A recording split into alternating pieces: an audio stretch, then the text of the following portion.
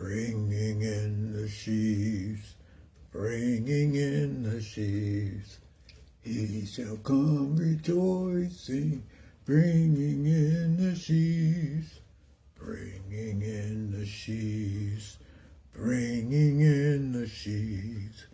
He shall come rejoicing, bringing in the sheaves. How are you doing? How's it going? Did you have a nice Sunday, nice week this past week? Hope your weekend was great. Hope you had a great Sunday today. You went to church, or at least you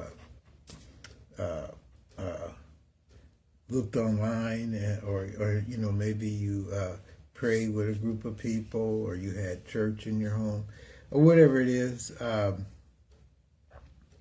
hope things worked out good for you. Hope your health is fine too.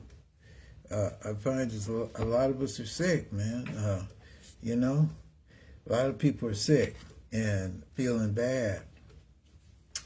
And, our health is under attack, man. The brother that wears the red devil fireworks suit, yeah, that brother. He's afflicting a lot of people, a lot of problems, man, got him sick. So I hope it's not you. I hope you're feeling good. Hope your family's doing good, man. You know what I'm saying? I'm happy for you. If you're doing well, man, know that I'm happy for you, man. Maybe other people aren't happy for you, but I'm happy for you, man. So, whatever the case may be, hope things went good for you. Yeah, bringing in the sheaves. Yeah, don't be sad. Bring in the sheaves. You know that old song, right? That's an old song, dude. But they sing that at church, and it's cool. It's cool. As a matter of fact, read Psalms.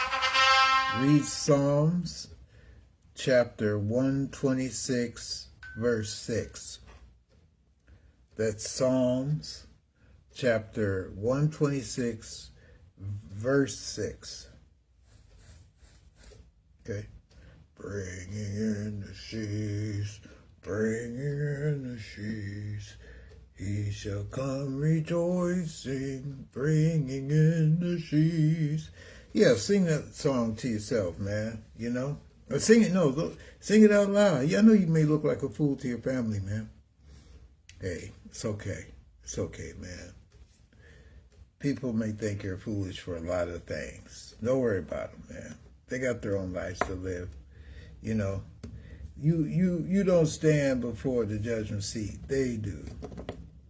We all stand, but you know what I'm saying? We do it alone, man. Ain't nobody with you, so you feel me? So just let them laugh or make fun. It's cool. It's cool. But if you feel relief, and your spirit is rested, and the main thing, man, is it's not worried about the cares of this world. You feel me? Because this world has got a lot of things it's trying to get you to care about, sex and chicks and stuff like that. Dude, don't worry about it, man. If you ain't got a chick, bro, or females, if you ain't got a guy, you know what I'm saying? Don't worry about all that, man. There's more to life than sex, and I know that's hard to believe, but there is. So anyway, yeah, don't stress all the things wrong with this. You read that right. You read Psalms 126:6 now, didn't you? Bringing in the shoes. Okay, no problem, man. Don't get upset. Dude, my bad. Okay. Yeah, and like I said, man, I hope you showed up at church, man, if possible. I know it's kind of trippy. Some churches kind of lonely, man. You know what I'm saying? Nobody's showing. Don't let that discourage you, though. Things about to turn around, man. I know every day is kind of upsetting, man. So I'm just checking in with y'all, bro. I'm just checking in. Because every day is kind of a day by day life. If you notice, man, the way the current administration is running things is kind of stressing people.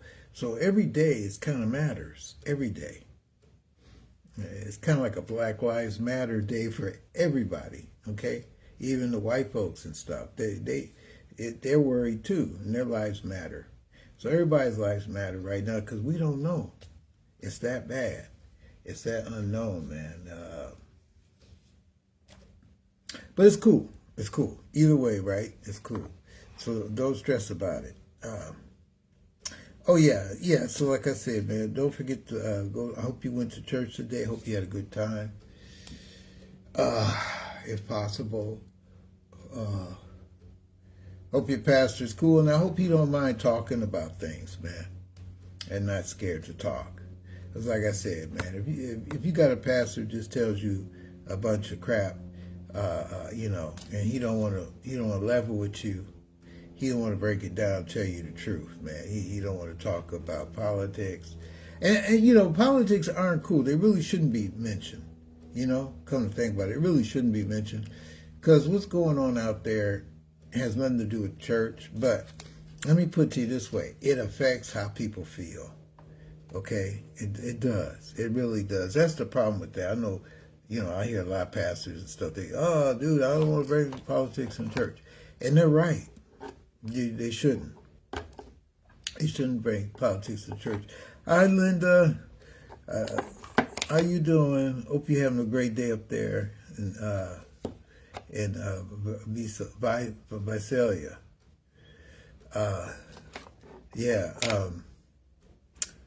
Yeah. So, yeah. Politics are something that, thanks for coming by the way.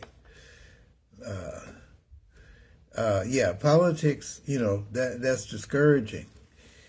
But racism and stuff, now you got to kind of bring it up too, because like I said, racism is around everybody, and people that gaslight you and try to act like there's no racism. That's not true. That's not true, bro. If you, like I said, I go to the store, man. I was at Loma Linda University. I was at this hospital over here, close to me, in San Bernardino. It's called Loma Linda University Hospital. Anyway, I was getting on the elevator out the parking structure, right? And I was coming to get on the elevator, and there was an elderly white lady. She was on the elevator, and she was looking dead at me, right? And I must have been like 5 steps away from the elevator. And she was looking at me, and I was looking at her, and I was kind of, stepping up my pace. And you could see her press the closed door button. And the elevator kind of hesitated. The elevator was like, okay, I got you. You know how the elevator has closed door, like it has floor 1, 2, 3. This has closed door, open door. She was pressing the closed door. Reason I know that, because as I got closer, she looked up at me, and she was, she was jabbing that button, man. Like, please close the door on this. I don't want this man. We were alone. It was just her. This was a white lady. It was just her and me. I'm coming, looking dead at her, walking to the elevator. She's snap, snap, snap, snap, snap, snap, snap. You could hear her. I'm like, okay, no problem, and those doors snap shut. So there is a racism thing, Why is she snapping the button on me? Now, if I'd have been a white dude or an older white lady or something, even a Mexican lady or something, she wouldn't have been jamming that door. But she was pressing the door closed. And I could hear her doing it, and I could see by the look on her face. She had a very kind of worried look, like, ooh, no, I don't want to ride in no elevator with that black dude. So anyway, there's a lot of racial pressure, man. So people can gaslight you and tell you there's not. But basically, they're lying. There is. Don't believe them. It's going on right now. So, like I said, if you go to church and your pastors, they never bring that stuff up. And they just leave you in the dark and act like everything's cool. Man, they're just probably trying to collect money. And, they figure if they tell you something like, it's racial, you're not going to come back. Or they may offend Latinos, or they may offend the whites. So, if you got a church that has a mixed congregation, for instance, which is cool, you offend people. A lot of people don't want to hear about black struggle. A lot of people don't want to hear about white problems. So it's cooler for the pastor, and in their case, to just avoid that, avoid politics too, because a lot of people are MAGAs, a lot of people are Democrats, a lot of people ain't nothing, because right now it kind of seems like both sides are the same. It seems like Republicans and Democrats are full of crap. You feel me? I mean, they ain't opened the border. I'm not the borders. They haven't opened the TSA. They got these people working, doing security, and they don't want to pay them. But yet they want to pay these brothers snatching people out of houses without a warrant and all that. I'm just saying, man, why can't those people, those congressmen are millionaires, right? And yet they go on vacation. Trump is playing golf, and stuff, and play. Nobody's serious, and they really should come up with an answer, man. They shouldn't go home. If I was on the job, man, and they gave me any kind of little position, right, and I didn't come up with an answer by the end of the day, my butt ain't coming back tomorrow. They'll fire me. You know what I'm saying? I'd be gone, man, if I didn't figure it out. But yet these millionaire brothers, they don't have to figure out nothing. They can go months and months and point their fingers at each other. So it kind of makes me wonder, man. I wonder if it's all the same thing, if both of them are just playing a game and playing, good cop, bad cop. You know what I'm saying? Like, he's a bad guy today. No, he's the bad guy today. He's the bad guy. So it really makes it bad, man. And the young people, they really don't see the light. And I don't blame them for not seeing the light. So that's cool. But I'm just saying, man, and if you go to church and they're not being real to you, that's important, man. It's important, Another thing, man, if they're not making you hit the Bible, man, you need to be hitting the Bible. You need to be studying, bro. You need to hear God's word, man. You need to hear the word of Jesus talking to you. You need the Holy Spirit. And there's people, man, okay, you got unbelieving people in your life, right? They hang around you. You talk to them. You talk to unbelieving people everywhere, man. On the bus, in the store, the supermarket, you meet some chick and she's cussing and stuff. That's cool. Like I said, cussing, there's nothing wrong with that. What I'm saying is, people, you could tell, they don't even think about Jesus or nothing, man. That's the last thing on their mind. Matter of fact, a lot of times you're scared to bring it up because they have this attitude like, oh, man, dude, no, I don't even talk about it. Because they've had a bad experience or there's a lot of stigma involved with church folks. So, I forgot my point. But anyway, yeah, you don't necessarily, God, I can't think what I was going to say, bro. Sorry about it. Sorry about that. My head just went blank on me. But anyway, yeah, rats. Anyway, yeah, so don't, if your church isn't really breaking it down, they're not really addressing anything, that can be an issue. That's something you want to consider. What you figure is they're filtering out what's going on. They're filtering it. It's like you can't handle the truth. It's like there's somebody who's not really telling you how they feel or what's really going on. And a lot of it, like I said, the politics and the racism, it affects some of us. Now, if you're a rich white person or something, no, it doesn't affect you. Matter of fact, you're just hoping the black people go away. We just invented the peanut butter or something. We invented the light bulb, the traffic signal, all these little things you see black people inventing. But you don't know that until you look up black history and stuff, right? They don't even bring that up because white people, they steal, man. White people are stealers, right? They stole land from the Indians. That's what they do, man. White people like to steal. It's like me driving up to your house and just parking my car, go, hey, I claim this is Bernard land. I can't claim your house, your land. That's crazy, man. But that's what white people are. They like to take stuff. So they don't give black people any credit because they're thieves. They're natural-born thieves. And that's how they roll. They steal from people and make it their own, So you got to understand, they're not going to say much to you. They don't want you to know nothing. They want to take the history out. They want to rename Martin Luther King Day, the Donald Trump Day, stuff like that. I feel it. I feel it. Because they're thieves. And they want you to forget about what they done to you. You know, they tell you everybody suffers except black people. Black people, stop crying and all that. They haven't been slaves, man. They wouldn't know what that's like. They wouldn't know what that's like for somebody. Now, you rape them or you do like that Samantha Guthrie's mama or something and you kidnap them or something. They crying, ooh, my mama, Samantha Guthrie, Samantha Guthrie. You know, they're crying. But other than that, they can't relate. They have no empathy. Empathy means to feel from a person's point of view. It's kind of like a person saying, you don't know how that person is till you walk a mile in their shoes. You don't know what kind of life they live. See, most white people don't know our life. They hear about it, they see it, they go, oh, slavery ain't all that bad. But yet, you know, help my Jewish relatives or help my whatever, their relatives. But they don't feel we need help. They just don't. And you gotta understand, man, if you were a slave and disrespected, and you still are being disrespected, you're not going to get anywhere. It's like a big handicap, man. People that have a handicap know what I'm talking about. Man, it ain't fair. You know, these other people get to take off running and you got to sit there getting crutches or something. You know what I'm saying? Black people as a whole are handicapped, man. They got this big thing holding them back. So we got all these obstacles, man. You saw Obama. He was working like crazy. And most of the black people didn't even respect him, man. They go, he didn't do nothing. He didn't give us no money. He didn't give us no reparations. Man, stop crying, dude. The dude did what he could do. You feel me? If you had a room full of white people, okay, if I was talking in front of a room full of white people right now, they'd shut me down. You feel me? They go, okay, all right, sir, that's enough. You said enough. That's the way they are, man. They don't give us a chance. And you know it, man. You know if you got a job. And I know I have white friends too, man, of course. That's cool. I'm not saying nothing against them.